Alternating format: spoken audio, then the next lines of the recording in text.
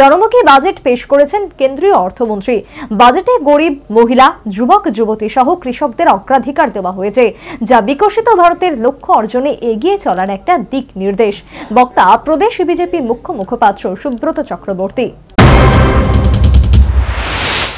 দেশের নয়া সংসদ ভবনে প্রথম বাজেট পেশ করলেন কেন্দ্রীয় অর্থমন্ত্রী নির্মলা সীতারমণ। যদিও এটি অন্তর্বর্তীকালীন বাজেট, সংশ্লিষ্ট বাজেট নিয়ে বৃহস্পতিবার প্রদেশ বিজেপি ভবনে প্রতিক্রিয়া ব্যক্ত করলেন প্রদেশ বিজেপি মুখ্য মুখপাত্র সুব্রত চক্রবর্তী। সাথেই ছিলেন প্রদেশ বিজেপির সাধারণ সম্পাদক বিপিন দেববর্মা।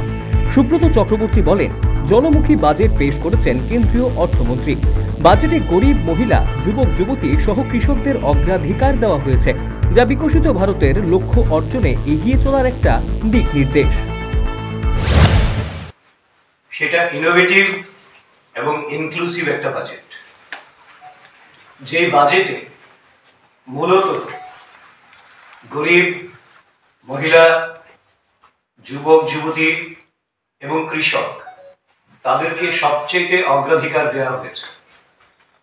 এবং এই বাজেট রিফ্লেকশন দেয় যে বিকশিত ভারত সেই লক্ষ্য অর্জনে কিভাবে এগিয়ে চলেছে তার একটা দিক নির্দেশ এই বাজেটে রয়েছে।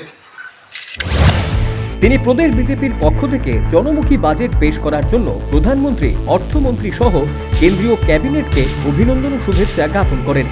সেই সাথে তিনি জানিয়েছেন, আসন্ন লোকসভা নির্বাচনকে সামনে রেখে প্রদেশ বিজেপির গ্রাম চলো অভিযান ইতিমধ্যেই শুরু করতে যাচ্ছে। এছাড়াও তিনি দাবি করেন, কেন্দ্র ও রাজ্য সরকারের কাজের মূল্যায়নের মধ্য দিয়ে রাজ্যের পাহাড় ও সমতলের প্রায় 5,000 ভোটার বিভিন্ন দল ত্যাগ করে বিজেপির পতাকা তোড়ে সামিল হয়েছে। Bureau report, news vanguard.